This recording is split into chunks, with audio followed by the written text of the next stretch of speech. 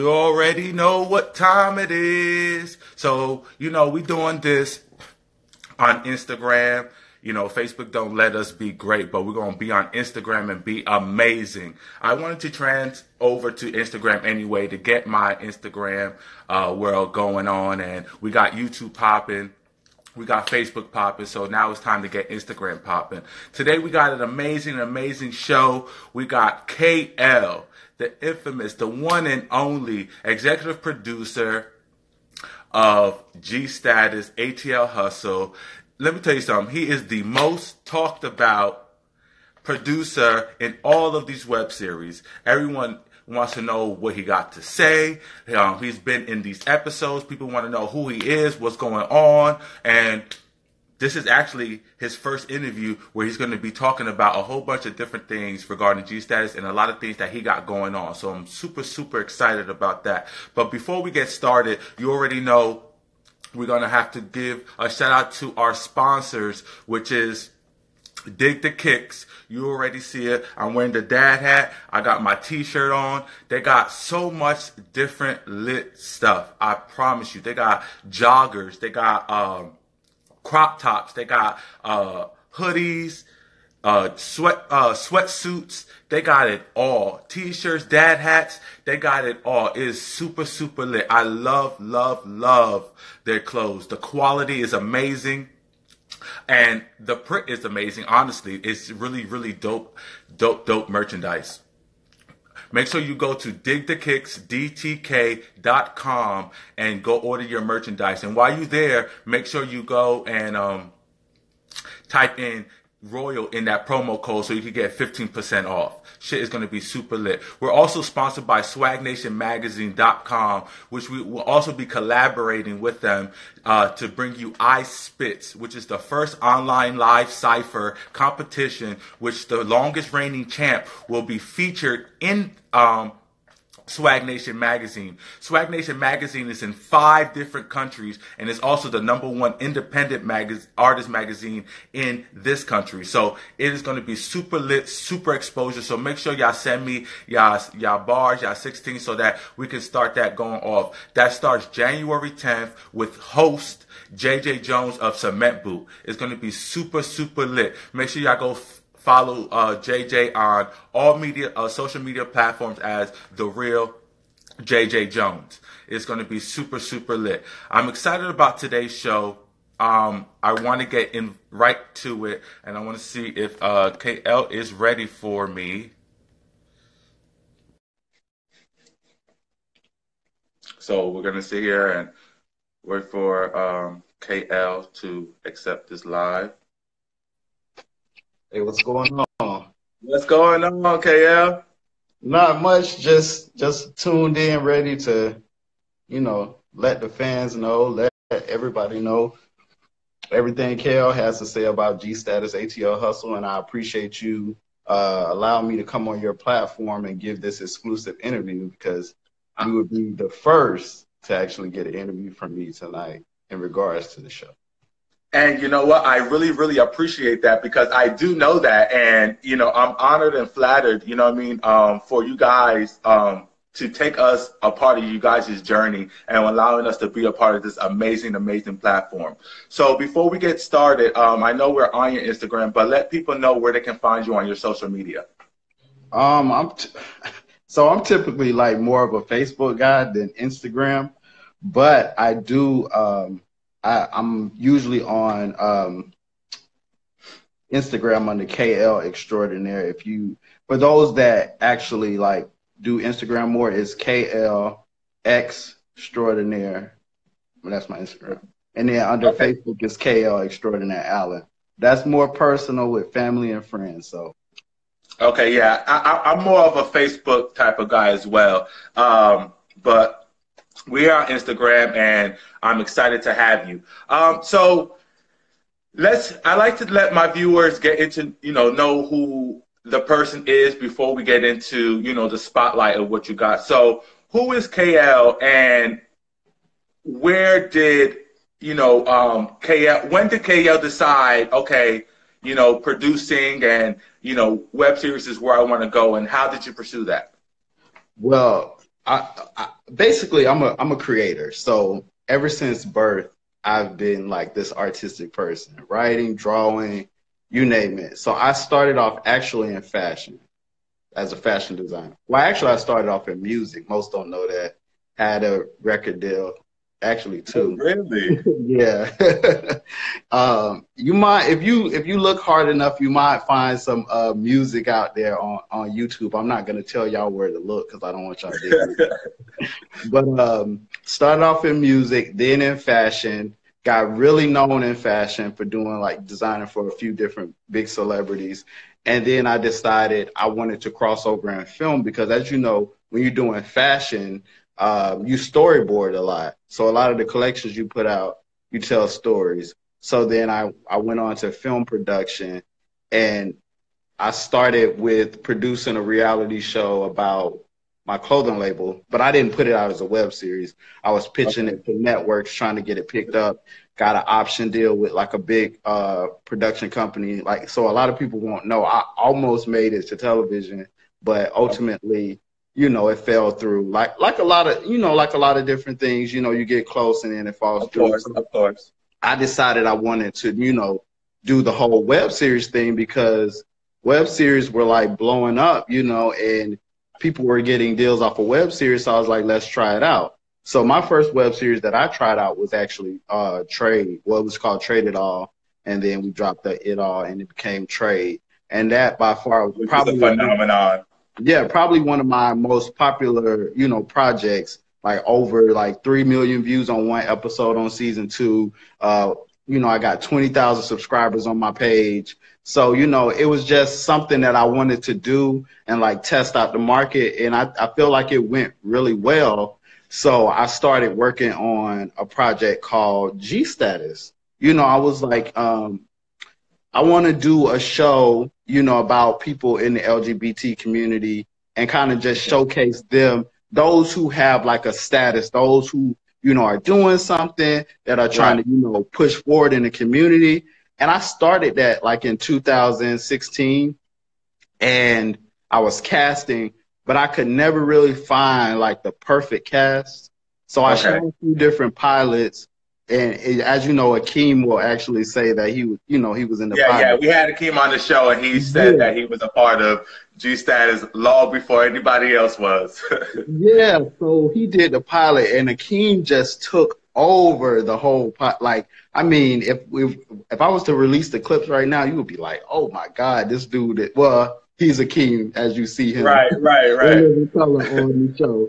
So, Ja was producing something because Ja also has been an actor with me since 2013. So he's acted in quite a few different projects that I've had. So me and Ja's relationship goes way back as well, just as actor. But he was very professional. Like I've never met someone that has been receptive to everything. He came in, he's always giving me like compliments, like, Yes. you're doing a good God, job. God is an amazing person. He really Yeah, is. absolutely. So when he was working on his project, ATL Hustle, he was having conflict like me, couldn't find the perfect cast, production delays. So I was like, why don't we come together and let's make something together and let's see if we can, get this thing going. So I think Mm. me and Josh sat down, and we sat down week after week actually putting this project together. And when I say like, I've never worked with somebody who not only was receptive to feedback, but worked just as hard as I did on my projects. And Yes. then we came to a common ground. We cast it. based on our recommendations, we actually had a larger cast because I was like, you bring your people, I bring my people, and we fuse them together. But then, as you know, certain people didn't make the cut, and then we were left with those who we chose to. So overall, KL is working on G Status. Ja is working on ATL Hustle. Y'all had that common ground because y'all both actors and y'all know each other in that realm. And here comes G Status ATL Hustle. Absolutely. That's amazing. You see, look how God works. It makes it so that great stuff can happen and it can be such a great success. Going into, so now that we got into it, you know, you fashion. So does KL still design, for the viewers that don't know and just getting to know you now? Are you still designing? Because I did see something that I want to talk about later. Absolutely. As you know, one of the episodes, Fashion Week, when me and Adrienne went to Fashion Week, that a lot of people, like, they was like, wait a minute, this guy, they see me all over the place in the episode. I actually invited Adrienne to do the show with me in Fashion Week. Because I've done Fashion Week. So that was your setup, that you invited Adrienne, not the other way around. Correct. A lot of people think that it was Adrienne's show, but it was actually my show. And I allowed Adrienne to be a part of it because, you know, the biggest thing for me is if I see a talent and I see, you know, something in them, I want to expose them to a bigger market. So yeah, I'm still doing fashion. And as you said, we'll table it for the later part of the interview because I'm gonna, you know, I'll talk more about that. Right. All right. So, yeah, I'm interested because I know you got more projects coming out due to your fashion and other, you know, TV stuff. So I definitely want to get into that. So now that we're getting into G Status, right? So we're in G Status and, you know, the episodes are rolling and you're getting such this great feedback. Now, a lot of the feedback that I've seen as far as the beginning, it was how great the quality was, how great editing was, how great the cast was, and you guys did an amazing job and stuff like that. What was that like to you, knowing that there's other web series that you guys came and, I don't want to say trumped?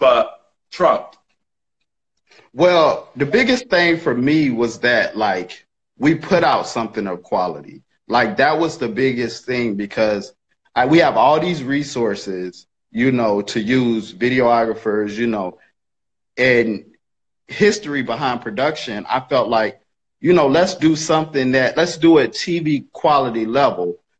So when we were getting the feedback, you know, I'm not being like funny, but I knew it was going to be great because I knew the people that was working behind it and I knew how much we put into it and how passionate we are about this, that we were going to get good feedback. And truth be told, I watch every web series, a part of the community out there because I like to support others. So to me, there is no competition.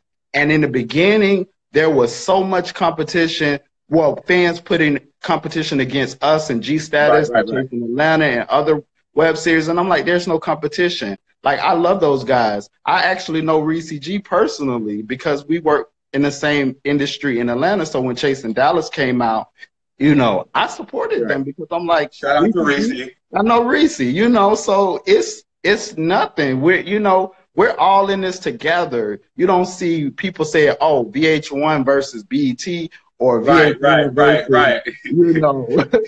That's facts. That's facts. You don't hear that at all. Yeah, this is all, you know, a team collaborative effort, and we're all here to make each other shine. So, you know, I'm just appreciative of the platform like YouTube allowing us to put out content. And what I do want to say, you know, to those that watch, we're on YouTube. You know, this is a platform where it's free to create content. We don't have a budget like major networks. We don't have those $1 million budgets where we can just fly in those $1 million teams and just give you. Right. You know, we have to really like bust our, excuse my language, ass to really, you know, make something. So Right, and give you the quality that you saw. right, absolutely. So that's all I wanted to say. No, and that's even with that statement, even with not having the $1 million team, I feel like you guys still gave TV quality. And I just want to touch on this, but we'll talk about this later. Especially that reunion, like it was amazing, and that's from me watching and from me being there as well. So that was absolutely amazing. I mean, the quality through the roof. It couldn't get no better than that. It really couldn't. Like, you know what I'm saying? So Right. that's amazing. So we were there. So when I walked into that venue, because Josh sent me that, and I was like, Josh, that's a venue. Like, whatever we got to do to get this venue, we got to get this venue. And when I walked in there, it was just like on a whole nother level. yes. This is epic. This is iconic. Yeah, this is good. This is like I like the Real Housewives could sit right here and we'll have a great, like, it was that great. Like, it was amazing. So shout out to you guys. So we go back to G Status, and we first see you coming out talking to the guys because you're trying to calm things down and stuff like that. You go into the comments and there's a lot of feedback on, one, who is this guy? Number two, you got a lot of resistance from the comments saying that why does this guy feel like he could come and say this and that. So what was your reception with that, and when you started to read the comments from your first appearance on G Status? Well, my first appearance, one, was the incident. Well, let's go back a little further. There was a little said when I was in the episode with Akeem, and what I was explaining at that event was that, a lot of people thought that Akeem was on a particular, they thought he was on Chase Atlanta first, but what I was saying is Akeem had signed on in 2016. Akeem had always been a professional and came to me and said, Chase in Atlanta wants me to do the reality show. And I said, go for it, because I'm not a hater. I'm not somebody that will hold my talent back and say, no, we're waiting to get production together. No, go ahead, do that platform and, get exposure. Do what you need to do, because at the end of the day, that's your career. I'm not going to stop you from doing another platform. Right. Because in my mind, my platform is going to be different than theirs. You know what I mean? Yeah, it's LGBTQ, but he's going to be he's going to be on this show, and we're going to be showing something different than what they're showing on that show, in my opinion. So right. I got a little feedback from that, and it was a little, I guess a little negativity.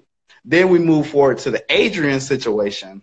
Right. And let me be the first. Let me explain this. So the Adrienne situation was them coming in once I got heated in an argument and getting the footage. I'm not blaming, I'm going to take full responsibility to say, yes, I was going off, because this is New York Fashion Week. Facts. This is New York Fashion Week.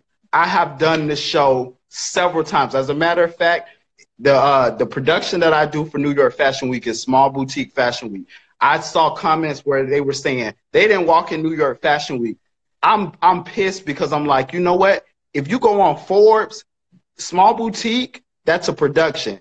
They were rated top 5 on Forbes as the best New York Fashion Week show. People think that New York Fashion Week is Mercedes-Benz, which they lost the Mercedes-Benz title. So now it's just New York Fashion Week. So what New York Fashion Week is, a whole bunch of fashion productions going around the whole entire city to showcase fashion designers' collections for whatever that season is. So it's not just a particular venue. Some of the big designers have their shows in their own studio, or, at the pier, or at wherever, their show is going to be at. So once you go to New York Fashion Week, you could be all around the city going to different shows, because New York Fashion Week at one particular time was just only for buyers, media, and press to go to see the designers' collections before they speak facts. Look, you better speak facts. So people are like, oh, they ain't at New York Fashion Week. why are you trying to discredit my cast? They are in New York Fashion Week. As a matter of fact, they are, you know, and we sat, you know, you seen some footage of us sitting at other shows because I got those bookings for them. I wanted to see my cast in the best possible light, and I wanted them to get that experience. So when we did the show in New York Fashion Week and I invited Adrienne, I explained to Adrienne the process. Me and Adrienne are cool to this day. Like I said, people may see us going back and forth and think that there's some hate. There's not. We are cool to this day. But I wanted to explain to him that I've done this show 3 years in a row. I know the producer of the show. He lets me do whatever we want to do. 100-piece collection. He will let me show 100 looks. You know what I'm saying? That's just how tight my relationship. But like I was trying to explain to him, all the stuff you need will be at the venue. And I know he wanted to be prepared, but I had already told him ahead of time what to expect. My only thing was there was some pushback, there was some attitude. So a lot of people don't see that. And yeah, he was probably under the pressure to, you know, perfect his craft, but there was some attitude. And if I go anywhere, because I've worked on campaigns, I've worked on television campaigns, I've worked on a lot of reality show sets, Love and Hip Hop, all that. When I'm there to do a job, I sit my ass down, I take what is given to me, and I do the job that they tell me to do. You know, I know it's his collection as well, but I'm telling you, hey, this is what, and he was pushing back. So it came off, not to cut you off, but it came off as if he was trying to be over prepared, and it came off like, you know, and I try not to be biased in these, you know, if you watch the interviews, I try not to be biased, but watching as a viewer, it did come off like you were overreacting to him wanting to be over prepared and making sure that all things were going on. You know what I'm saying? So, but I do know in a professional standpoint that there's more to watching the show than just what you see there. Right, right. And you also they were saying who was I arguing with in the bathroom because I wasn't looking at Adrienne. I was actually talking to my assistant. They didn't show him, but my assistant was in the bathroom and I was actually talking to him because there was a point where they're like, who is he talking to? Adrienne's over there. Right. My assistant was in there. And anybody can tell you, I was out in those New York streets because those wigs that we had got for the show, they had got delivered to the wrong hotel. So I was in the trenches going to get those wigs. And I'm going to, you know, I don't like to put people on the spot, but we were all going. We were walking. We wasn't taking no Uber. Because I like to walk in New York, but we was walking all the way down. And Adrienne was like, shit, I got to stop. He was like, I'm tired. I got to get something to eat. I was like, okay, hold on. We'll be right back. The hotel is a few blocks away. So we went, and then Adrienne ended up like leaving that spot. And I called him. I was like, where are you? And he was like, y'all left me. And he hung up the phone on us. So that was one part that started the argument. So it was already a little tension when I got back. And he was already feeling the type of way because he thought like we left him. But we didn't leave him in New York. My focus was getting what I needed to get and prepare us for what we needed to prepare. So any other shit, I wasn't with that, you know, because I ain't eating until I get these wigs. I know that's right. I'm passionate as hell. That's me. Everybody doesn't see it like that. So you only get the passionate KL going off. And I talk with my hands. And I'm from like Florida, and y'all say a lot of stuff about Florida people. Y'all like Florida, they got to get it together. We have like some of the most like crazy personalities. Like we will like go from 1 to 100. But I'm not a disrespectful person.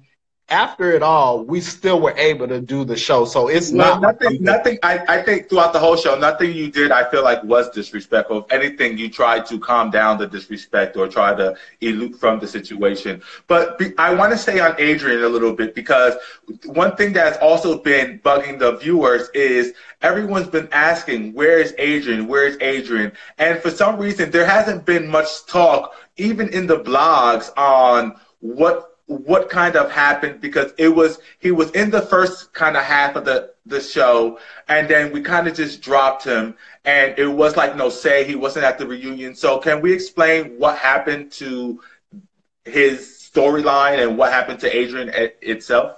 Himself? Yeah, so this is like I said, I like Adrian. We are cool. So this is no disrespect to Adrian whatsoever at all. He's a great guy. You know, when we started this process, like I said, we had a big cast. We had a really big cast, actually. We had a promo spot in the beginning, and certain people didn't show up to the promo, so they were cut instantly. Because once you miss something, you're done, because a lot of money and time is going into this. Right. So Ja said there was an important filming, and everyone needed to be there.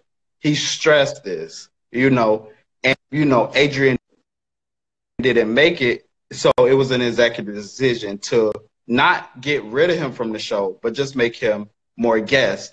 But I feel like he would have enjoyed that anyways, because Adrian wasn't with the mess. So it was only so right that he only made guest appearances, because he really wasn't with the whole entire mess of what was going on. He just wasn't for that. And I appreciate that, you know. So come time for like the reunion and everything, he was working. You know, he had to work. And I understand that. Like, I respect that. Get your money, you know, because if I'm sitting up here and, you know, I don't have an obligation to be, you know, paid for the reunion, then I'm going to opt not to, you know, show up at the reunion, period. You know, so in my situation, I'll be like, go ahead, Adrian, there's no love lost. You don't have anything to really explain at the reunion anyways. You've explained yourself throughout the episodes, and you don't have beef with anybody. So what reason would you need to be there? You know, because you're not gonna be with right. It wasn't much, you know, because it would really, the only thing we would really talk about would be Fashion Week and the little incident with Akeem. So it really wasn't much. And shout out to Adrian. I do respect his line. I think he's an amazing designer. So shout out to him. Shout out to AD Diggs. AD from Love and Hip Hop is watching. She is one of the sponsors to the show. So shout out to AD. Appreciate you. So going into next after that, we see you, it's a lot of commotion going on with the cast, right?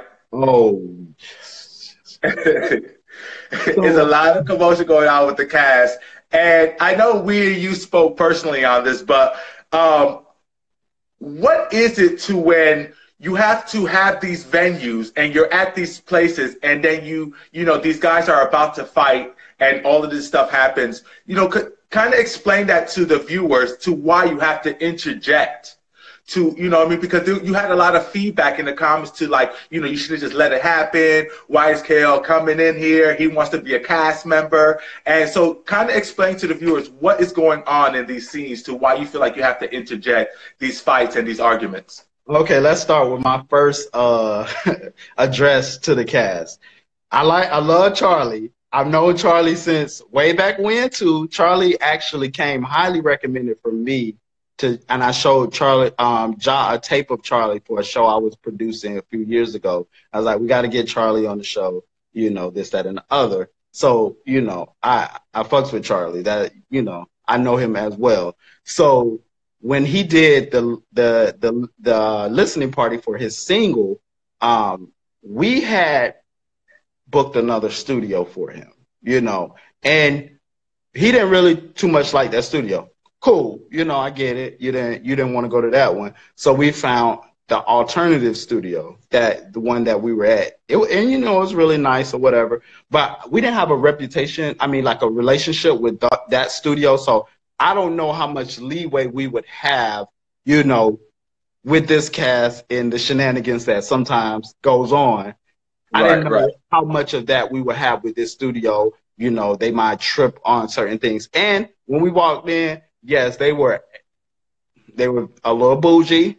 You know, they were looking a little crazy. Like, okay, you know, but we had already agreed. They had already agreed to allow us to do it. But then they like changed the price, and they was like, well, to film, you know, they pulled one of those, well, to film a show here, it's gonna be this amount. So they're standing around looking for money. I pulls out all my money. Like I'm just like, when somebody is disrespectful, you know, I'm like, I got money. Boom, here go y'all money. You know, that's how that's how I was. Like, don't play with me. Like, we're production. Treat us as such. You don't treat other people like that.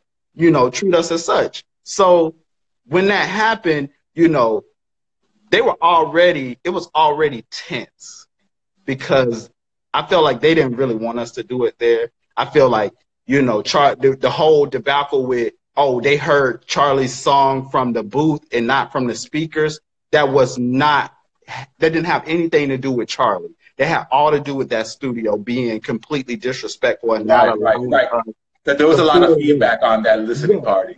Yes, and they were like tripping, and it was so upsetting to me because there were people there that was a part of the cast friends, and they were disrespectful. You know, they were like, I'm not gonna film. You know, I don't want to film I'm filming with other shows, so it's like, you were invited to this. You know, this is the production. Now you're saying you don't want to film and all this and that. So like, I was pretty upset because I'm like, you're disrespecting Charlie's moment. You know, Charlie didn't plan for this moment to be like that. And I'm all for my cast, you know, having the best event. And I just really felt bad for Charlie because of all the stuff that was going on. So once the fight started to take place, I was like, y'all got to get out. Y'all got to take this outside because now y'all are finna ruin this situation with this studio and they're finna kick us out and you're really finna ruin it. So when I went outside to address them, shout out to Jalen, our lead camera guy, because let me tell you something. Jalen don't miss any moment. Jalen actually is behind the cameras looking like a viewer. He zoomed out there, and before I knew it, I was addressing them, and it was on camera. And it wasn't supposed to be on camera, but me saying I got a resume and all this and that was not to be like, oh, I got a resume and all this. It was like, I have a resume because I am professional. I have worked with these people. I want you all to be the same, and I don't want you to mess up. And I'm speaking to them like that parent figure. I'm not their parent, but I'm speaking to them like Tyra. Like I had my Tyra moment. I'm rooting for you. So that's how I'm speaking to them, because in the situation with me and Ja's like good cop, I'm like bad cop. I step in and I needed to address them. So people like, oh, he's just trying to get camera time. He just want to be on camera. No, I produce the show. If I wanted to be a cast member, I would have been a cast member. Like, but that wasn't the case. You know, I was just simply stating my piece, and it got caught on camera. So when Ja was looking at the final edits, he was like, are you okay with me putting this? I was like, you know what? A lot of other shows put candid moments. Like the whole situation with Jocelyn, the last situation of Love and Hip Hop. Erica Mena on Black Ink when what's his name, Ryan was fighting with it last season. You got Basketball Wives with Malaysia Through the Chair, Bad Girls Club. It always happens. The producers are the ones who come out and throw the people out. Right. But they just caught me just going off. And that's my nature. I talk with my hands. As you see now, you could probably, my hands I can't be in the video, but I talk with my hands. And I'm just very passionate. And I always tell people, I don't hold any punches because the industry doesn't hold any punches. Go on a set like that and go and be contracted for a show. If you're a liability, they're gonna write your ass off. You're gonna be done. Like, that's it. And they'll blacklist you and you won't work in that industry again. So I want to hold on one second. I want to hold on that note because from a lot of the cast members, and hold that thought, because a lot of the cast members, you know, on their social media has been talking about, you know, editing and production and things of that nature. Now, I do know a lot about behind the scenes with production of different shows and whatnot. And I want you to explain a little bit more on the production value, because I don't think viewers understand how it is when you set up a show and how you have to edit and do things to actually make a show, and have them not, complain about the different things and stuff like that, because there's things that people sign off on to allow their image to be edited in certain ways so that it can produce a storyline. I don't know who said it, but someone said that we use scripts and all this and that. We do not use any kind of script. We do not tell you to say the things that you're saying on camera. I need people to take full responsibility for things that they say, because even if, let's hypothetically speak and say a producer manipulated you into saying something, which we don't, you're going to come back and blame me, but you know the outcome of saying what you're going to say is going to be horrible, and people are going to talk about it. So if you're not for that, then why would you say that producer told, if that's not your true self? Like, when you sign up for a reality show, you read those video release forms, you read those forms, it says you give us authorization to XYZ, edit, blah, blah, blah, blah, blah. We're not no different from anybody else. And me and you can, Jock can attest to this. We've been on Love and Hip Hop sets because we get invited to tapings. If we want to be mainstream, we follow protocol. And in the beginning, we thought we were going to have to manipulate things a certain way in order to get storylines. But the truth of the matter is, some people just did not like each other. And while we were sitting back watching things film and unfold, we were completely shocked. Sometimes you would see me like laugh, but I'm laughing because I'm like, this cannot be happening. So sometimes I laugh to not be like, oh my God. I cannot believe that this is really happening right now. So, at a bad edit, we did not put those words in your mouth. Like when Akeem said what he said, he took full accountability for what he said, and Akeem came to the top. So I don't like when people say, oh, the production made me do this. We didn't make you do that. We didn't make you say this. We didn't make you say that. You said that. You had full range to do what you needed to do. And also, when we started this process, Jock created a schedule. And he also said if you had events that you wanted to put on the schedule, put them on the schedule. Now, some people are like, well, we're not showing them work and that, da-da-da-da-da. We actually made sure we tried to get people in their elements. So I don't understand when people say, oh, production, because at the end of the day, if I'm on something, and, I say what I say, I'm going to take full responsibility and say, you know what? I said it. Yeah, I said it, but I may not have meant it, but shit, for shock value, I was going back. People fail to realize that when you're on camera with somebody and they're trying to one-up you, guess what you're going to do? You're going to try to one-up them. So you're going to say the most despicable shit that you could possibly say. So when they're saying that they had a bad edit, it's like, guys, you signed up for this. I see people on Love and Hip Hop and Basketball Wives doing the same thing. Oh, I had a bad edit. Well, you continue to go back season after season for the same thing, right?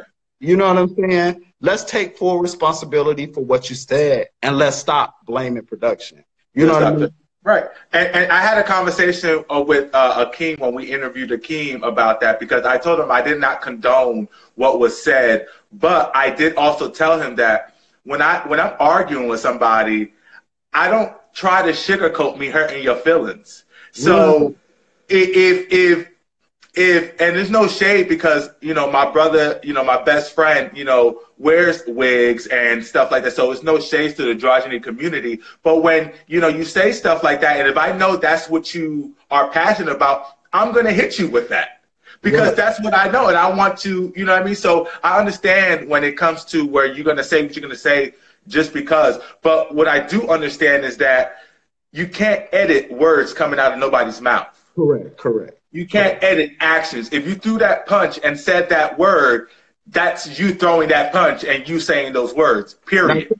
Now can I be honest real quick? This is this is not throwing anybody under the bus, but when you go into a reality show project, everybody think, oh, I'm gonna be the fan favorite. I'm gonna be that guy. I'm gonna tell it like it is. I'm gonna say what I need to say.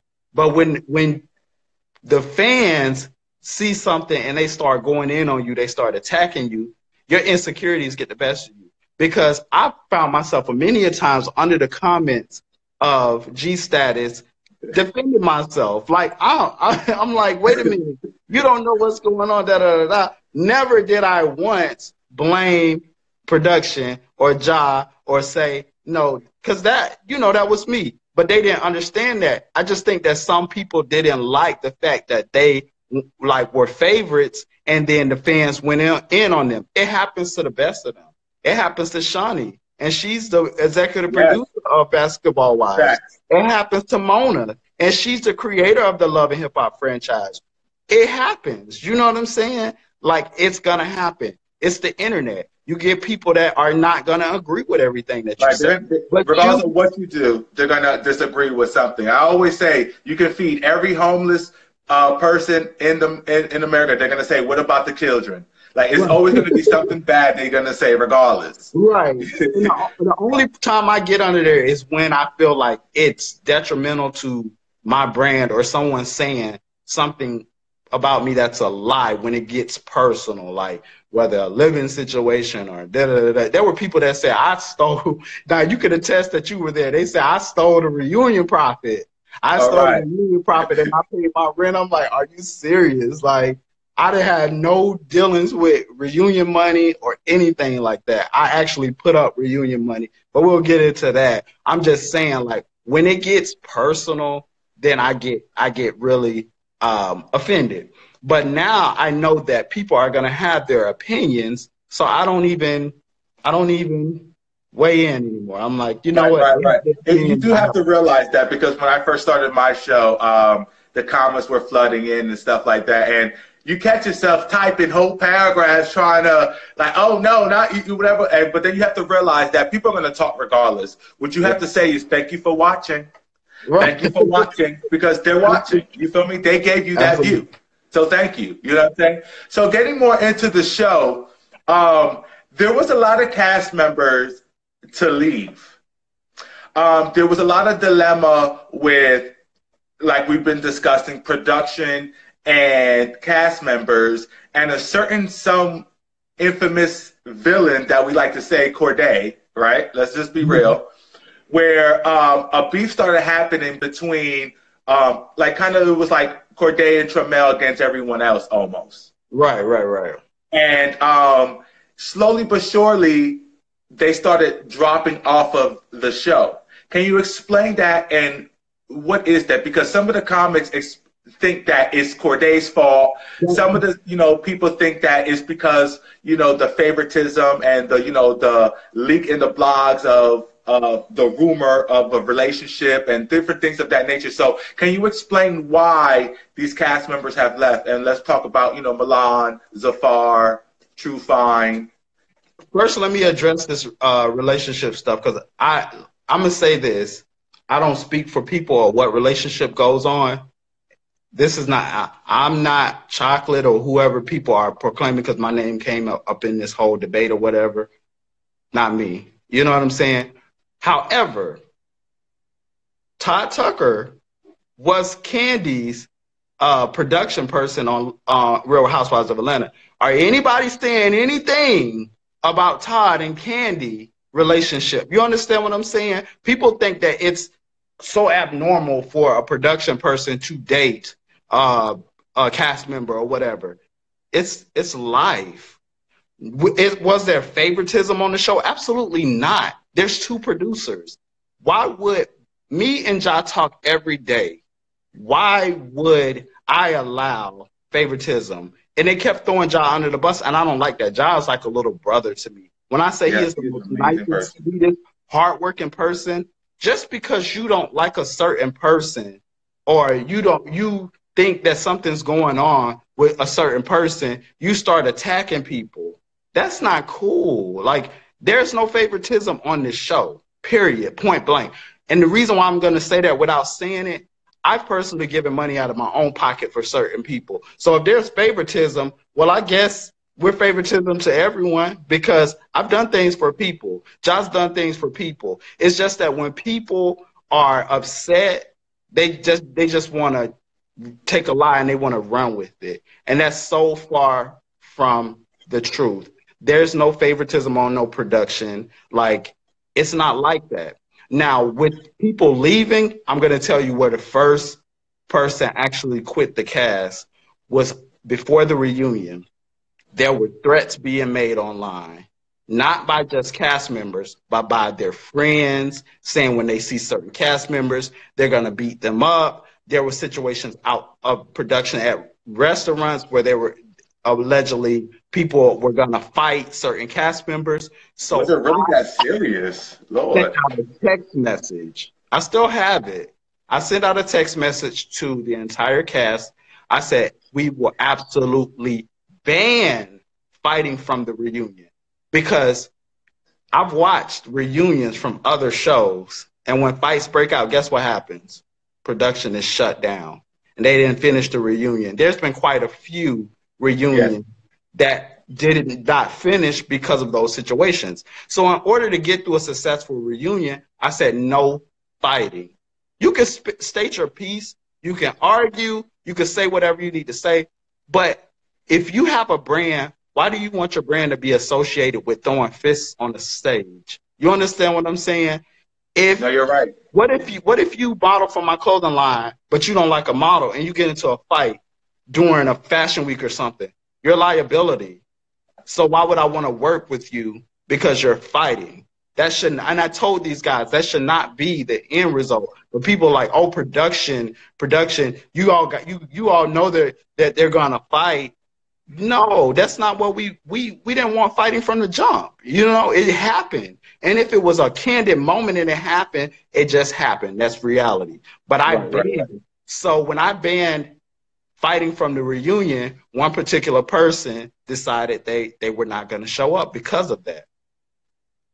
And for that simple reason that you wasn't going to allow them to fight? Correct. And I'm not throwing nobody under the bus. And once they left, they in turn convinced somebody else to leave.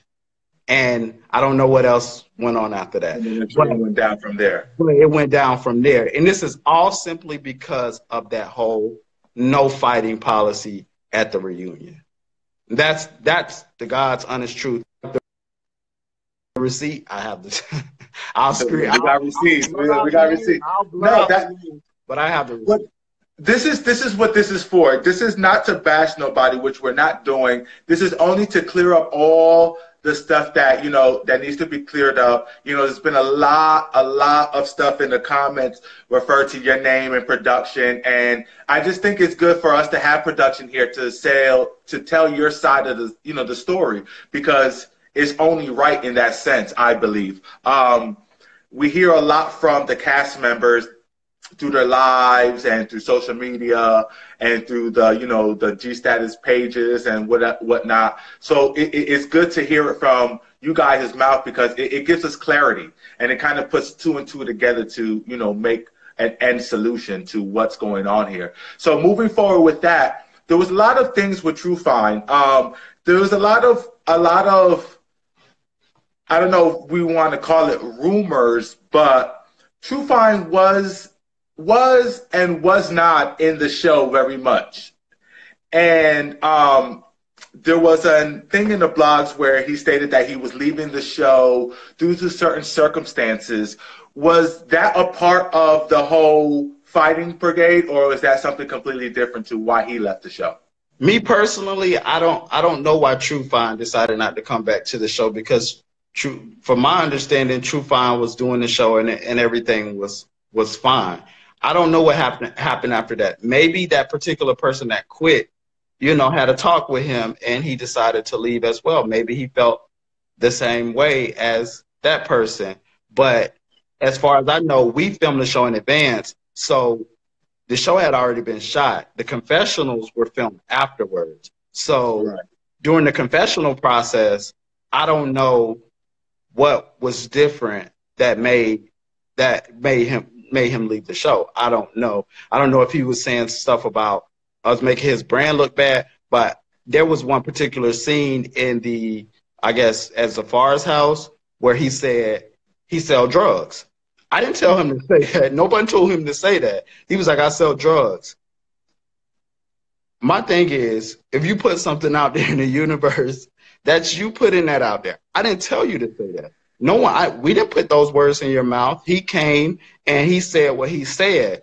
And a lot of people be like, oh, why would you air that or whatever the case may be? It's reality. I was about to say, it's no shade because, like I said plenty of times, I love all the cast. Like, I think you've picked a phenomenal cast, and I love everyone for the different reasons. And I dislike people for different reasons. But again, you cannot edit nothing that comes out of nobody's mouth. And why wouldn't you put something like that involved in a show when you're creating content? It, you know, from a producer standpoint, that's good. That's good content. Right, and let's be honest. Let's be honest here. Every time we tried to show a scene of somebody working or doing something, the fans would say it was boring or it was too long. When the mess came, they live for the mess. They love the mess. Oh, the fight. Of course. That wasn't our intent. That wasn't our intent. Trust me, it was not our intent. It just, things just unfolded between the cast. And they just didn't like certain people. Now, because you don't like a certain person, you turn on somebody just because of association with them. And that's how I feel like a lot of things transpire. You know, somebody didn't like Corday, so they will attack other people. You know, oh, production is favoritism, you know, giving him favoritism or whatever the case may be. That's so not true, man. Like, when I tell you that's not true, like, I'm not the type of person that like airs out anything like personal, but that's so not true. When I tell you, we really tried our best to showcase these people with their talent, and I'll tell you this: the confessionals were filmed at my loft in Buckhead, you know, so I allowed them into my house. They were there, like. You know what I'm saying? Week after week of them doing confessionals. So why would I, you know, playing devil's advocate, can you see how it would look from a viewer's standpoint that it was favoritism? I watch reality TV shows sometimes on and off, you know, depending on the show. I tune in, but I always watch reality TV shows for the content, for the characters. I don't be thinking nothing about Mona May, Jocelyn, throw a drink, Mona May. Right. No, I don't think that either. When I watch it, I just enjoy what I'm watching and stuff like that. But we are highly scrutinized, and this is like LGBTQ shows. They're not any on major networks that are just full LGBTQ, that are African-American shows. And I think we need to get out of the notion of really just talking down on each other or saying, oh, they need to do this. This is our first season, guy. Like Housewives, if you go back and look at Housewives season 1, they grew. They grew. Tremendously. So why down production for trying to bring you something, and you're tuning in. You're mad because the episode is late or whatever, but you're tuning in. You know what I mean? You're saying we don't have respect for our fans, but you're tuning in, and we do have respect for you all, but we don't have $1 million budget to get a team of editors. Go look at the credits after these shows and see how many editors have worked on that show. We have one editor. We have one editor. So he started off bi-weekly, and then he tried to go weekly to satisfy the viewers, and it ended up still being late because it's hard. It's a job. It's a lot. We have jobs. We don't do this full time. We would love to be doing this full time, but we have jobs. Ja was not getting any sleep. You know what I'm saying? He was up editing. Me and Ja talk a lot, like, during this process, because mentally we have to uplift each other. So we talk a lot. We talk over while he's editing. You know, he's sending me, you know, stuff, or he's telling me, should I add this or should I do this or whatever the case may be. So we're losing a lot of sleep. We're losing a lot of money. You know, of course, season 1 we're not making any money off of YouTube as of yet because it's on a new platform. So, you know, the partnership isn't there yet until a certain reach, and then you get the partnership. So we're busting our ass. Like, it's That's just fact. us two. Like, it's just us two. It's nobody else. So when I say, please respect production, even with Chase and Dallas, I see them down in them, and I'm like, bro, like, they got it. It's a lot. It's a lie. Yo, it's a lie, you know.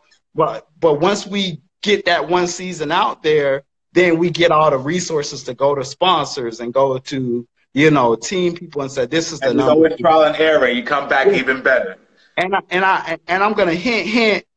We got a network maybe in our inbox. I'll just say that. A network may be in our inbox. I'm just saying that. I'm not gonna say anything else. I believe it. G Status has a network in their inbox, but it's deserving because I know how hard we work on this, and I know the effort that goes into this. So I get mad when I see people trash job because I'm like, you know what? Y'all not going to talk about my little brother like that because he is up busting his behind to bring you this content. And so is it safe to say that because Corday had a lot of content, is it because people love to hate, you know, people love to hate him, you know what I'm saying? So is it because, like, you know, everyone, there's a Jocelyn, and, you know, everyone has that moment where there's just specifically them, and there's a lot of content about them. Is it safe to say because a lot of people talked about Corday in scene and out of scene, is it that why he got so much airtime? Well, I don't think Corday had a lot of airtime, to be honest. I think everybody equally had a lot of airtime. We're specifically referring to the episode where they showed Corday having his business meeting. If you go back through the season, you really didn't see, beside Corday having that singing session with the girl, you really didn't see him working. In the beginning, it started out with Sherrod, and it started out with Charlie in the music studio. And a lot of them got a lot of equal camera time. It's just during that episode, you showed Tremel and Corday, so they instantly thought we were being biased. Also, Tremel never had a scene where they show him in his element, which was modeling. So that episode was like the episode to showcase them doing that. I personally don't feel like, in my opinion, one person had more number to say, hey, I have this going on. And, you know, hey, I have that going on. And I'll touch on why I say this later on, based on another project. I don't want this project to like overshadow this really quick. So I'm going to talk about this, and then I'll tell you why I say it's based upon that cast member to say, hey, I want to be shot doing this. Hey, I want to be shot doing that. If you don't have anything going on, then we're not just going to film a sit around and people arguing all the time. Right. You can't be mad because that person was showcasing his business or whatever the case may be. And I mean that personally. Like, there's no favoritism or anything like that. If anybody had something to showcase, I'm all for them showcasing it. And I know for a fact that Ja tried to set those things up with certain people and they wasn't ready for it. I know for a fact they told him they wasn't ready to do whatever the case may be. And like I said, I'm not mentioning no names because I'm not that type of person. But I just know for a fact that you had ample opportunity to showcase things, you know. So moving forward, I want to talk a little bit about December. Okay. So December comes in, and December, one thing that he does is, you know, he talks a lot about the scenes that are not aired. And that, you know, as far as, you know, the first dating scene, the speed dating scene, and then as well as the Corday fight. So with you being there, can you explain a little bit more what was going on and why we didn't get to see those particular scenes? I have an email dated back December 2017. Jason, I know you're on this live. So, but I was the first contact reference for December to come on the show. But due to things not, you know, I guess schedule conflicts, December didn't come on to the end. And that's toward the end, and that's understandable. But his first particular scene was the speed dating scene, which did not get aired.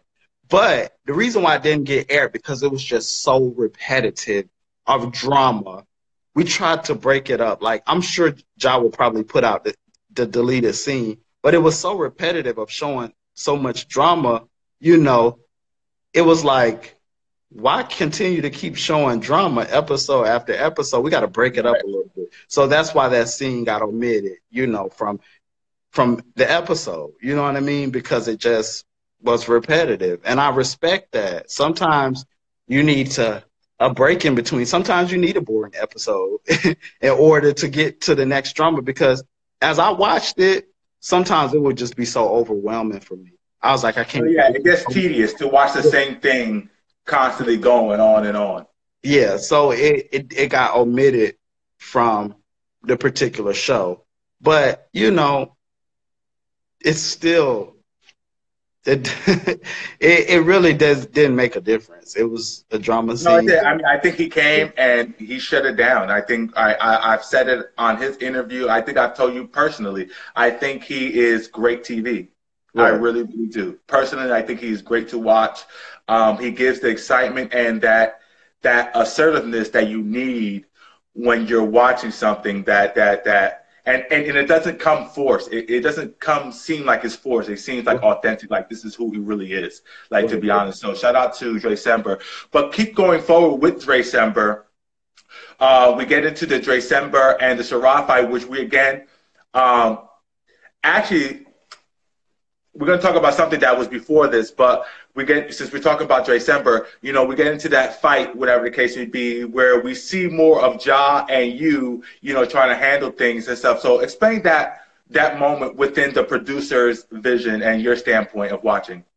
Prior to that scene, people were heated, but no one actually ever got physical. So we didn't feel the need like we needed security or anything because this was an HIV counseling session. So the only thing we were doing in that particular scene was trying to spread light on HIV awareness and PrEP and everything like that. We went into that trying to create something deep, and we never knew it was going to escalate like that in that particular. You actually see me. You see me in the scene. You see me actually sit on Dre Sember to stop it. Yeah. I did not know it was going to get that intense, you know, and people will say, oh, you guys get mad when they fight. But no, it was at a HIV counseling session. Come on, guys. Let's take accountability. You acted out of character at an HIV counseling session. It's funny. Look at Dre Sember in the comments. It's funny now. It's funny now, and like I said, it's all good now. But at that particular time, everybody was just like, it was crazy, you know. It was crazy, and emotions were high, you know. And Sherrod and Dre Sember just had this beef, I guess, stemming from, you know, from the, I guess I don't really know what happened to the speed dating thing. Like I said, I see only bits and pieces of stuff, so maybe it started there. I'm not sure.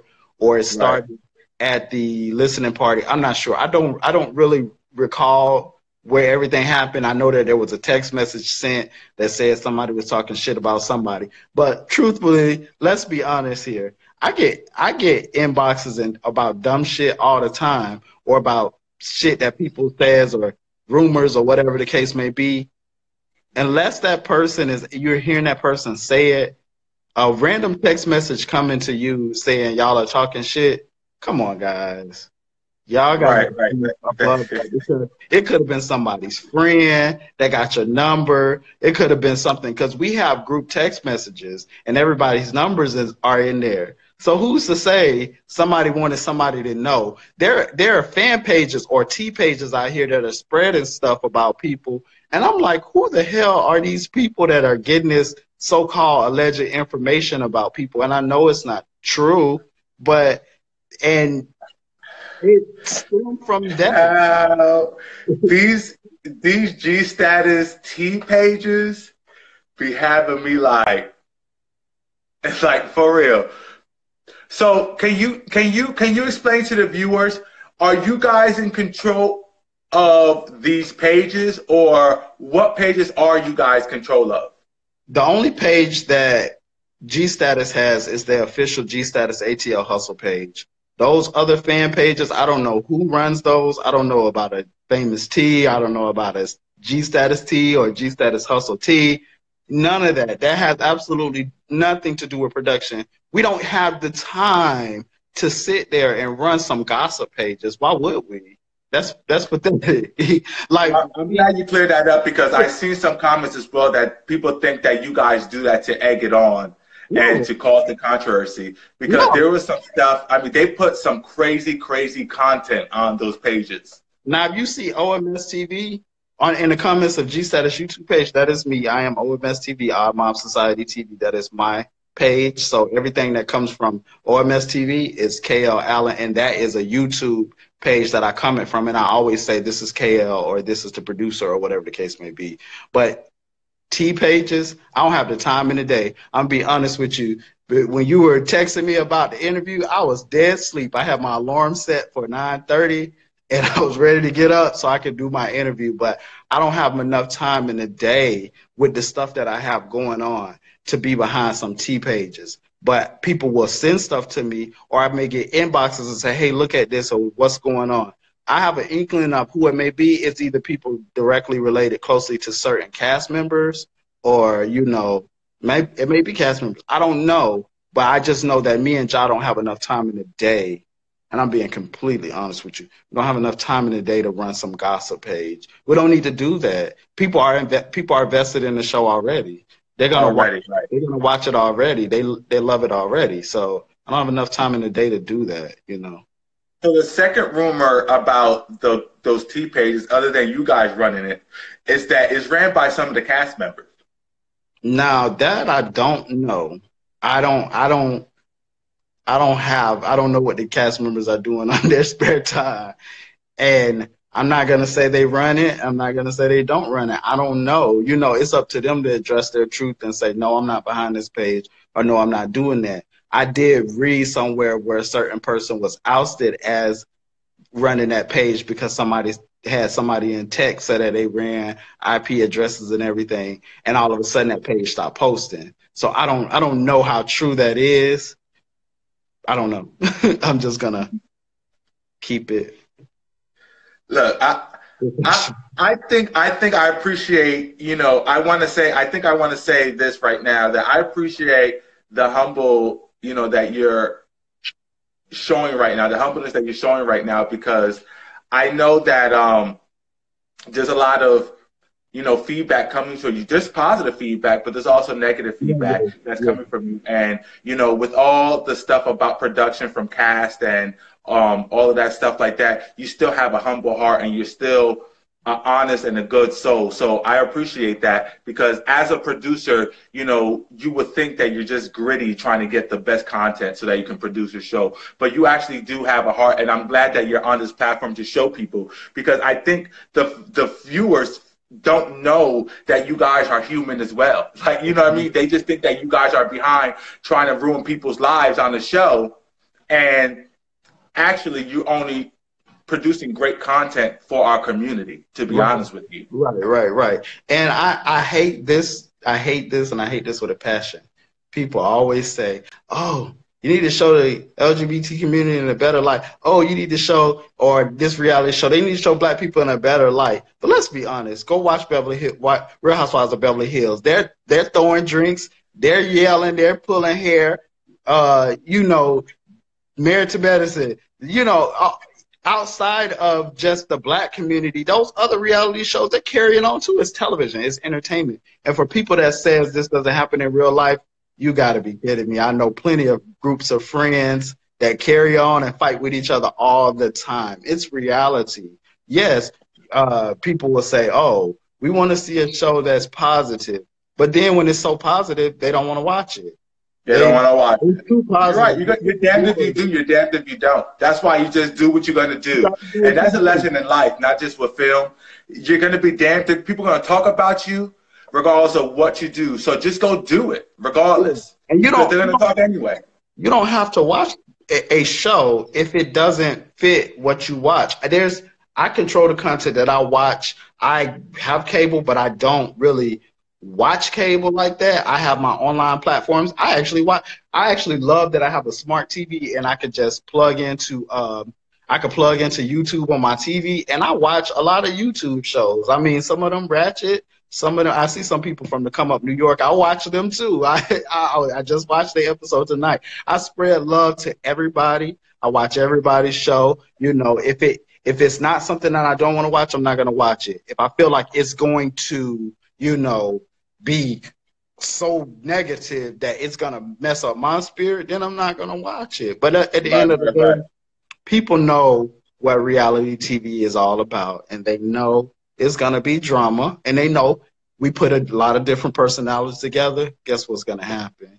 You're going to get people that are going to read each other. You're going to get people that are going to say it happens on every single show you watch, every reality show you watch, no matter if it's color folks, it don't matter if it's white folks up there. It's gonna be drama no matter what. They got the what's on Bravo, Azza, Shaw, something like that. They be carrying on. They turn up. They be carrying on too. Like it's every you know what I mean? They got it all throughout the whole thing. And that's what we want to watch. Let's be honest with you. Today's society is about the ratchet and the drama. We want the drama. Let's keep it real. And to be honest, if you don't give that content, like you just said earlier, nobody's gonna watch it.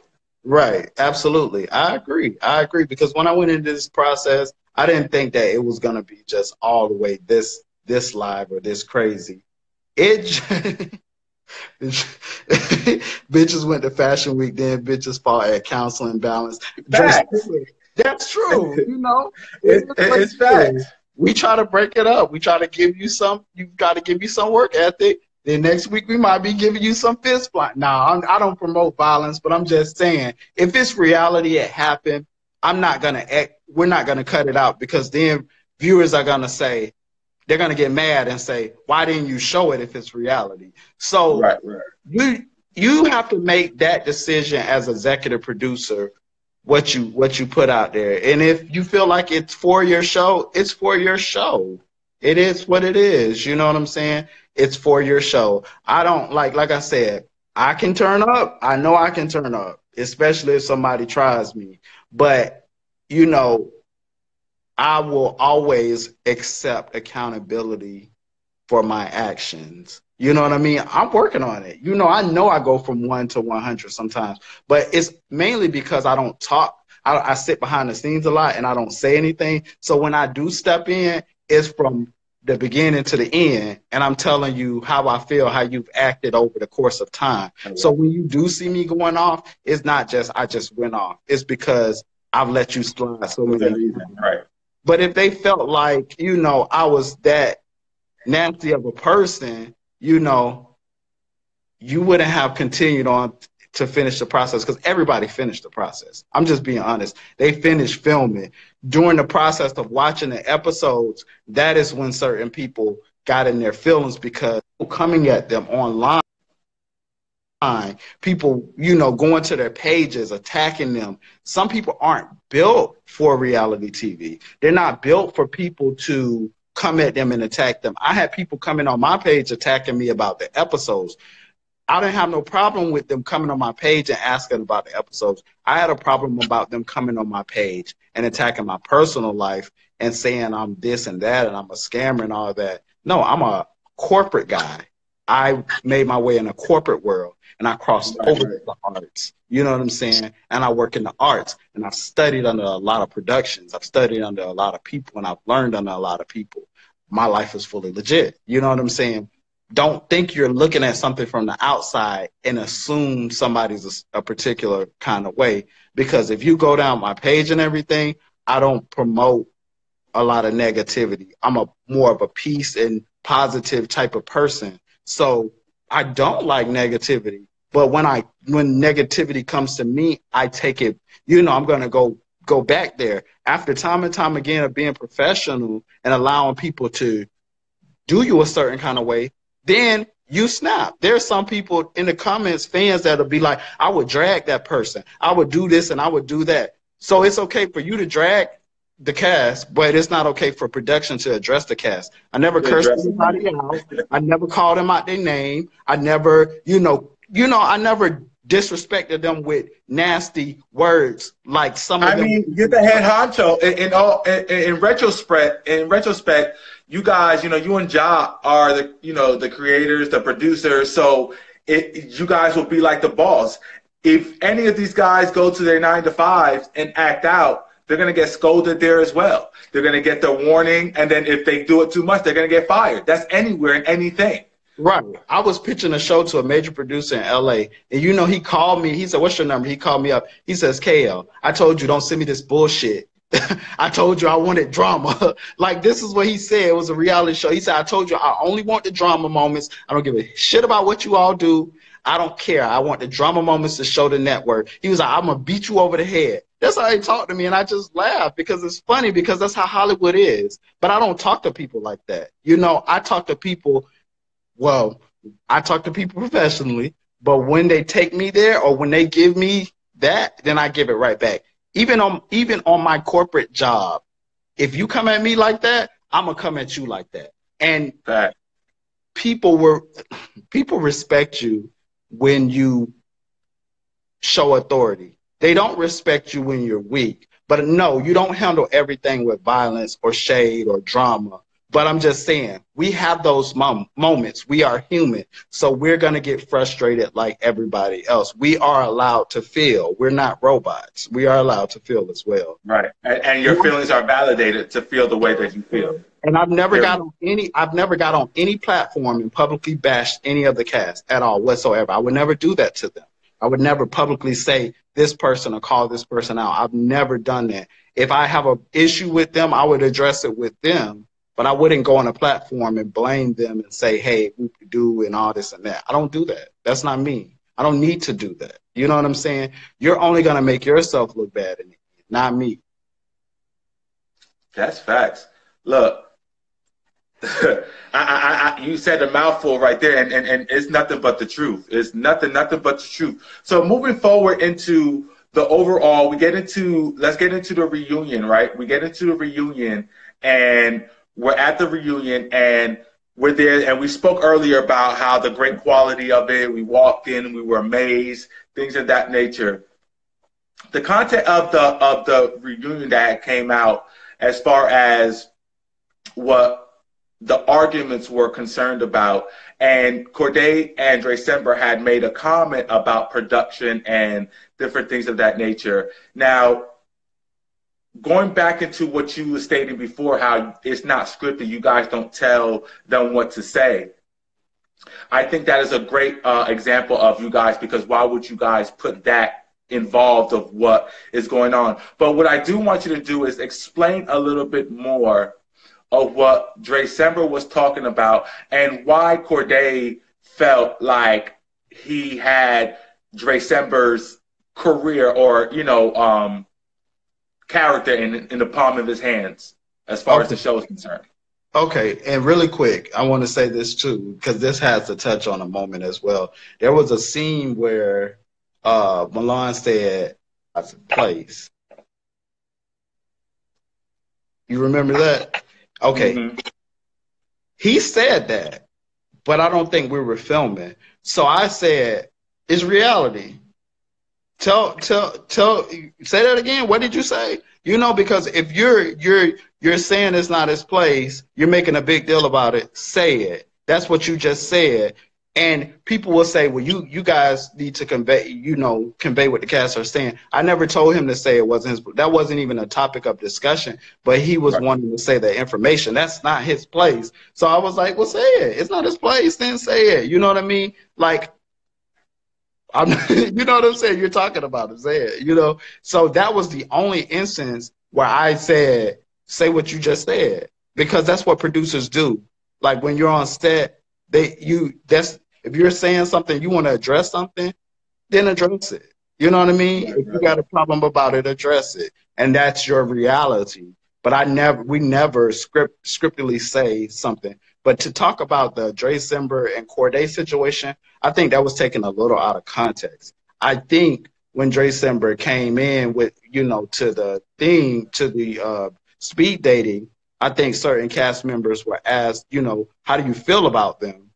You know, how do you feel about the newbies? Do you think you want them back? Because sometimes when you are lead cast and somebody new comes in, they film with that person, so it's like a seniority type of thing. It happens on other shows too, because if you look at certain leads and certain people don't want to film with certain people, if like on certain reality shows, if the whole entire cast don't want to film with you, you can't come, you're not coming back because Right. they don't want to film with you. So how can we get you to film with this person? So They had that problem on Love and Hip Hop Hollywood with Milan Christopher and Miles. right, right. So that's what I'm saying. But I think that was asked. Now, when it comes down to me, I make an executive decision just like anybody else. So if Ja comes and says, "What do you think about this? You think this person needs to stay? You think this person needs to go?" Then, you know, I'll make my determination as well. Like I'll say yay or nay. Like there's one particular person that filmed with the show that's cut out of scenes. You don't even see them in scenes. Is because they just did not take the process seriously at all. But you would never even know that they were actually sitting there in that scene or some particular scenes. It happens. You know what I mean? Yeah, it happens. They're like when you watch other shows, certain people don't get main cast because they're demoted to guest or B-roll because they may not have enough content or they may not be, you know, what the show is looking for. Some people, they test certain people too in scenes to see how well they mesh with the cast. You know, Right. It is what it is, you know, that's just the process. But saying that Corday saying that he had control over Dre Simber's career, that's false. Because at the end of the day, Ja's going to ask me, he's going to come and he's going to say. Now, if I felt like Dre Simber was, you know, gonna just destroy the production or something like that, that'd be like, no, get him out of here, whatever. That's my attitude, and they know that. People know me, like they know that's how I am. Like they know I'm like no nonsense sometimes. So there's a question here from a viewer, which it makes sense because going off of Dre Sember's interview with us, he did state that, you know, he was the turn up king and, you know, he was there to turn up because, you know, he reiterated a couple times that he was, you know, because the cast was boring, so he was brought in to juice it up. So the question is, well, it states, I love Dre Sember, but I feel like y'all set him up to turn up. Why was he not up there for the whole reunion? And if you felt like people didn't want him, why invite him? So we did not set Dre Simber to turn up. That's first and foremost. I don't do that. I don't set people up to turn up. I set people up to do exactly what they are going to do with their brand and their career. Secondly, you look at any other show, you see reunions start with particular cast members. Then once they go to another segment, they bring out other people. Or, you know, Married to Medicine, they bring out the husbands. Or Love and Hip Hop, they have certain people on the stage, and then certain other people come on the stage later. So in the first part of the segment, based on the questions, those particular cast members were needed. Then Dre Simber was to come up there. There was no setup. When I tell you, I don't understand why people keep saying we set him up. King, you were there. Right, You were there. You were there. And did at any point, and I'm being honest, truthfully, from being around us, did we set Dre Simber up? No. Honest to God, and not having no bias moment of me being there, I did not witness no setup. I did not witness nothing of the sort.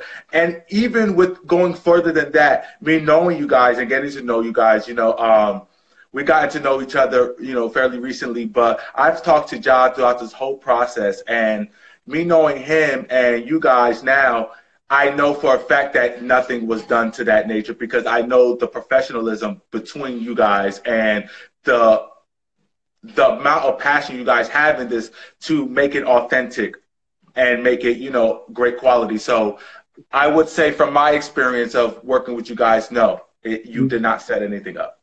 Now I'm going to address this.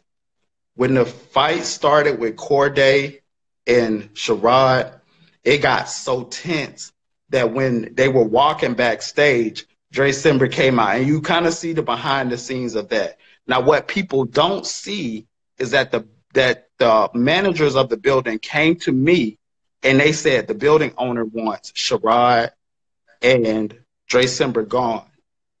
Mm. They want them gone. They want them out of the building. So when you see me being passionate and saying we don't care, it's because I fought for them to continue to stay. And I told the building owner, vouch for me. I will not allow them to get out of order anymore because they have businesses in that building. So if they were to... That clears a lot of things up. That clears a lot of things up, because people thinking that it's you guys just trying to be petty, or you have something against Dre Sember or something like that, and it's not even you guys. It's kind of over your head. So when that commotion started, it set back the time on him being on stage. So that from that moment on, the guy said, no, they cannot stand up anymore. They cannot yell, or they're out of here. And he specifically told me that security was instructed to pounce on them, meaning throw them out, like grab them up and throw them out. And I didn't want that for them. And I wanted Dre Simber to stay his peace because he came all the way there. So if he didn't get to stay his peace or anything, then he would have just come for nothing. I vouched for him. I vouched for him. I vouched for Sherrod and allowed them to continue on. But what I don't like is people don't feel, I feel like they all started that process in the beginning. No disrespect to Dre Simber, but they came from the beginning till then. They very well deserve their right to be on the stage first because they came in the beginning. For whatever reason, Dre Simber didn't start the process in the beginning. So it's only fair that he came at with his segmented time. So to be clear for the viewers watching, the commotion between Sherrod and Dre Simber backstage caused a lot of time wasted, Correct. Which caused Dre Simber to have less time on stage. Correct. And had nothing to do with you guys kicking him off or only wanting him to allow him that little time frame. Right. And after that moment, they were not allowed to do any of the carrying on because, again, they would be kicked out of the building if that happens. Like, so, you know, they were banned. I'm telling you, they were banned from the building. He was like, they can no longer come. Do you see when he let down the garage? When he let down the garage, Sherrod was banned. Dre Simber, he was gonna be banned. They was gonna shut it down. But I talked to the guy and I smoothed it over for them to finish. And I had a personal conversation with Dre Simber. And I told him, he is allowing you to stay. He is allowing you to go in there. This was not a moment that they captured. But I was like, Dre Simber, please do me this favor. Do not do that. But when he got back there, then he was like, I don't have a chair and all this. And that wasn't the case. Once we stopped halfway through, then his seating was going to be set up. You know, when you come back to the halfway, you set up your seating and everything. And I was like, you know, you're not registering. And that's when I was getting upset. And he was like, the other people didn't show up. And me saying, I don't care about them. I'm being completely honest. If I have a contract, and, you know, I want to state my piece. I told them in a text message, if you do not show up, you will not be able to state your piece. And people are going to think a certain way about you. And you're going to be villainized because you didn't come to the reunion to state your piece. Never mind you're mad about production or whatever the case may be. If I have an opportunity to finish out something that I started, I'm going to do that. And I'm also going to address the fact that they said that Caleb had no right to say that about the cast members, but he's a host, so he could say, you know, he could say what. And not only that, he's a viewer. So he has an opinion on what he's watching. So it's safe to say, I think it was safe to say what he said. Maybe not in the content of what he said, but I think he was safe to say what he felt because it was a genuine feeling. You know, and it's we can't talk about half the stuff that we want to talk about because the people are not here to talk about and defend themselves. Correct. So it will only be one side of the story, and it will be, pointless, to be honest with you. Right, right. So going back into it, because they did show, editing did show scenes behind the scenes a little bit, be backstage, but there was a part where it was just really an audio, and we hear Akeem yelling, and talking about, oh, you're gonna try to hit production? You're gonna try to hit production? What was that about? And was it clear that we heard that Dre Sember was trying to fight you guys? Were you? Okay. After Dre Sember walked off stage, I followed Dre Sember because, first of all, I knew what was going to happen. Dre Sember was headed back around the other side, and it was about to go down. Period. Like, he was about to be swinging on some folks. I grabbed him and I took him outside. And that's when everybody came, the security came, and Dre Sember was in his feelings, alcohol tipsy, whatever the case may be. And he was basically saying, I'll beat you up. He'll beat me. It's funny now. But he was like, he'll beat me up. So that's where that commotion came from. And, he's apologized. We're on good terms now. So I'm not going to sit up here and make this like about, oh, Dre Sember, this, that, and the other. But he was like, I'll beat you up, And it was so funny to me because I'm like, with Dre Sember, we're really cool, like, but I understand he was frustrated and everything, and it seemed like something was going on, but it really wasn't. And we cleared up that misunderstanding. I'm glad. I'm glad because it really wasn't too much after that. We heard that, and then we didn't know what. Okay, like, wait, what? Like, they trying to fight, you know what I mean? So I just wanted to let the viewers know what was going on because we did hear a lot of commotion back there. But you know what? Like, I'm gonna be honest. As a producer, that was a moment where I said that's when the camera needed to be there because you would have seen the reality or the passion of Dre Sember. And let's be real. That's him. He's authentic. It's who he is. He's pop first and asks questions later. And where I come from, I understand that 110%. I really do. And I'll say this: G Status comments is G Status probably is the most talked about, most controversial, has the most comment section that is lit. And the comments is almost as good at the episodes. And I'm going to say the reason why is because people are entertaining. They wanted to fire Akeem. They wanted us to fire Akeem in the beginning. Don't bring him back. They grew to love him. They wanted us to fire Corday. There's some people who love Corday. They want us to fire a lot of people love Corday, actually. That's what I said. People, and then there's some people who wanted us to fire Dre Sember. Now people are like, oh, I like Dre Sember. I like what he brought. So it's like, you know what I'm saying? It's reality. It's entertaining. But don't ever think that production is setting something up because it may look like we're setting it up, but we were really trying to have control of that set. We were really trying to make sure we got through the reunion because if we didn't get through the reunion, then they would have been mad. And I do want to address this because somebody said, oh, y'all could have just kept part 2 of the reunion. But the thing about it is, had we tried to edit everything and push back, everybody would have been mad, right? That we tried to edit a whole long episode and then they would have been upset that we didn't get it out on time. So in order for us to meet our deadline, we had to do a part 2.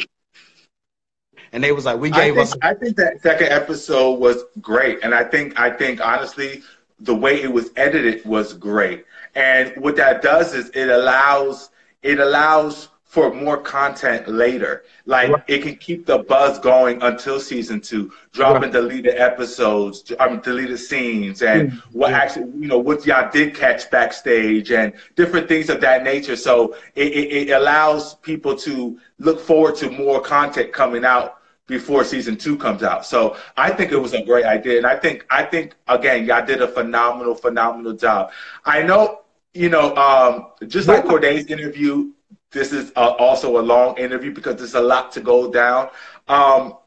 we're pretty much wrapping up G Status. But before we do, and I let you go, I do want to talk about what KL got going on and what's to come for KL and your brand itself. I did see a little trailer, and so I want you to talk about that a little bit. So yeah, this is interesting because I was like, some people told me they wanted me to. I'm sorry, I'm shaking my camera, but some people told me they wanted me to put my first look trailer at the end of the reunion, but I didn't want to because of the negativity that I faced in G Status.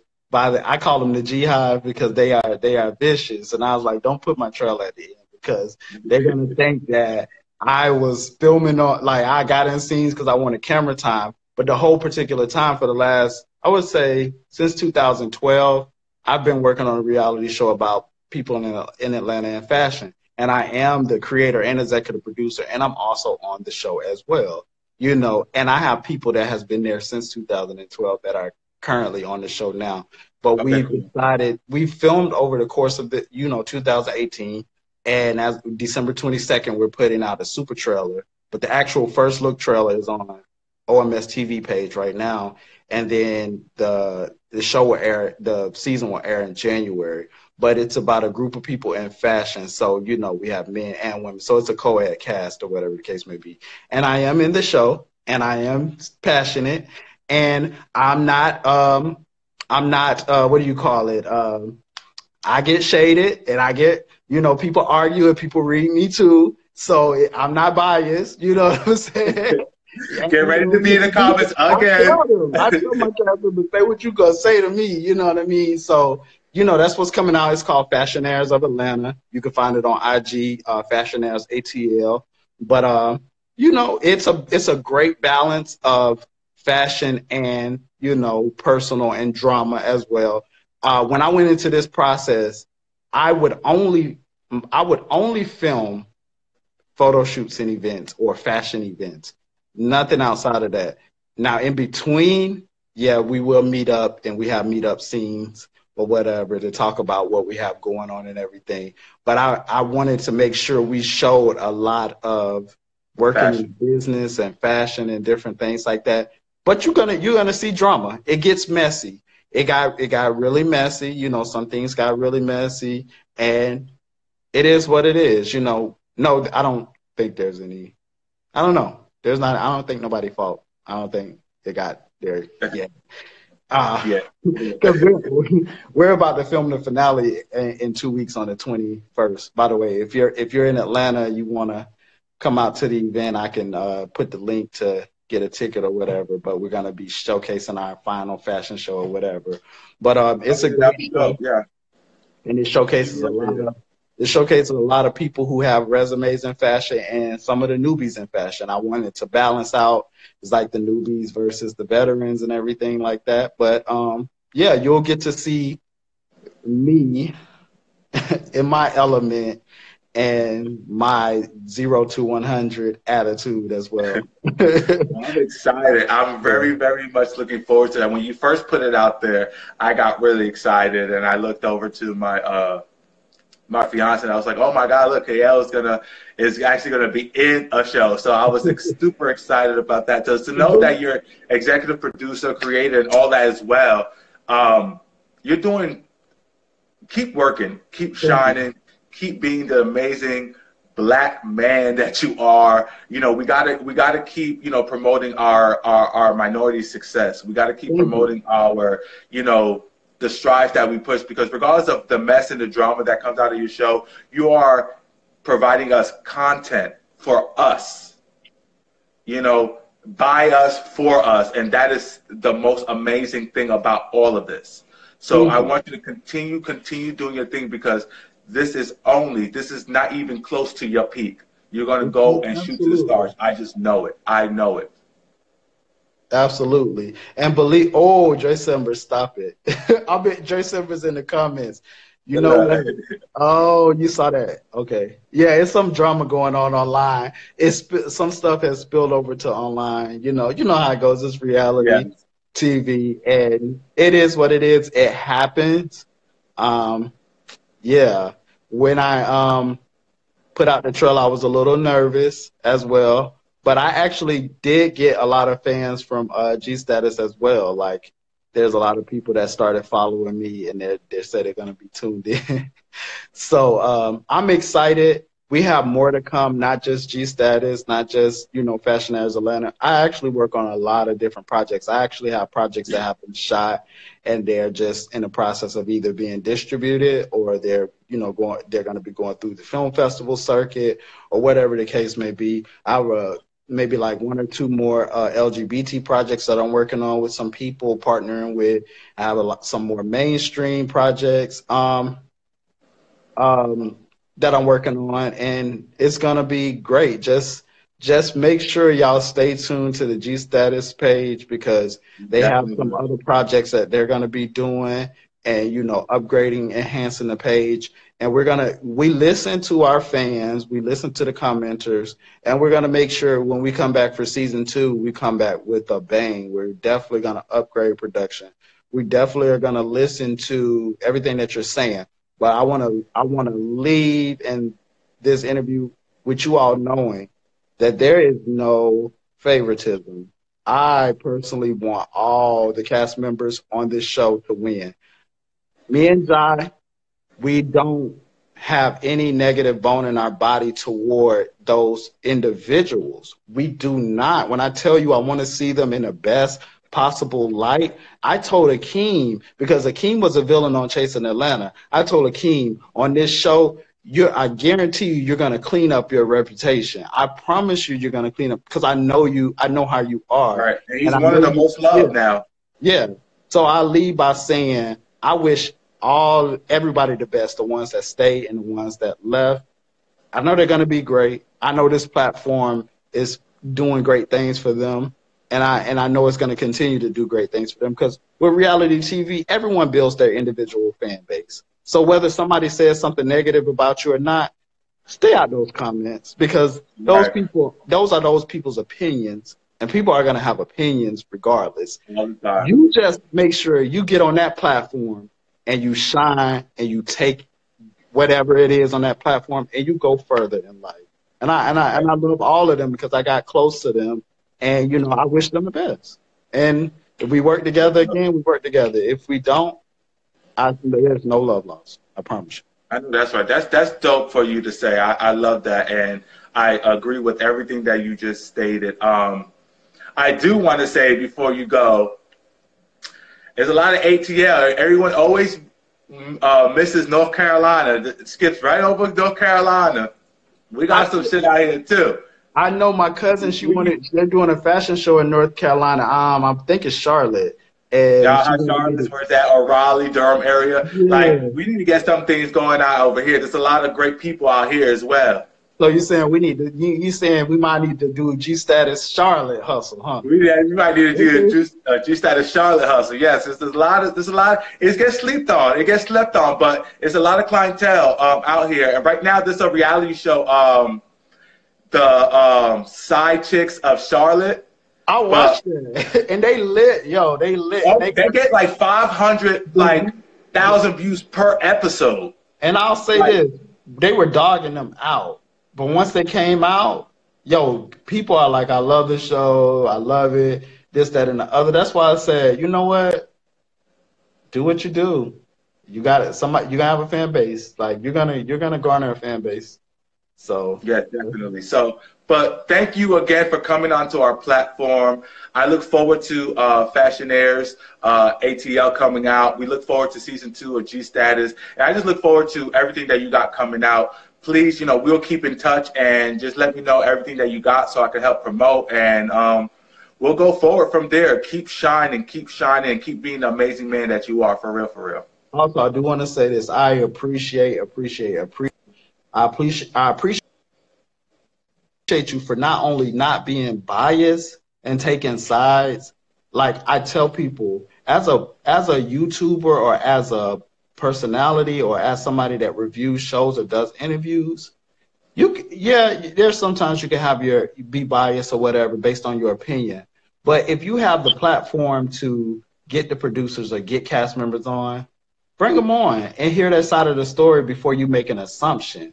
It's bad to make an assumption before you get the overall picture. So I just appreciate you for being professional and allowing, us to tell our side and not be biased or not, I don't want to be biased either. I want to give everybody the respect that they need, and I don't want to bash anybody, of course. I just want to tell my side of things. So I appreciate you. I love your platform. I know it's going to go far. I see the Royal Couch being worldwide, international. So thank you so much. Thank you so much. Shout out to Red from Bad Girls Club watching. She's lit. I want to have her on the show as well, so hopefully we can get Red from Bad Girls Club on the show. But thank you, KL. This was an amazing, amazing experience. I love it. I will keep you informed when I put it onto YouTube. And like I said, keep shining, being an amazing person you are. And again, thank you for coming onto this platform. Thank you so much. Absolutely. All y'all have a good night. All love. All right. Guys, this has been an amazing, amazing show. I'm so blessed and honored to have been a part of the Status ATL Hustle journey. I'm excited to have this platform myself, the Royal Couch. I look forward to using Instagram a little bit more, so please look forward to more Instagram lives, as well as tomorrow we have the Come Up NYC Season 2 after show with Chrissy, the dancehall queen. King is going to be on Instagram Live with me tomorrow. I got Chrissy from the Come Up. He's a viral sensation. Over 5 million views. Is going to be lit. So make sure y'all come over tomorrow, 10 o'clock sharp. I love you guys. Thank you for joining me today on Instagram. And till next time.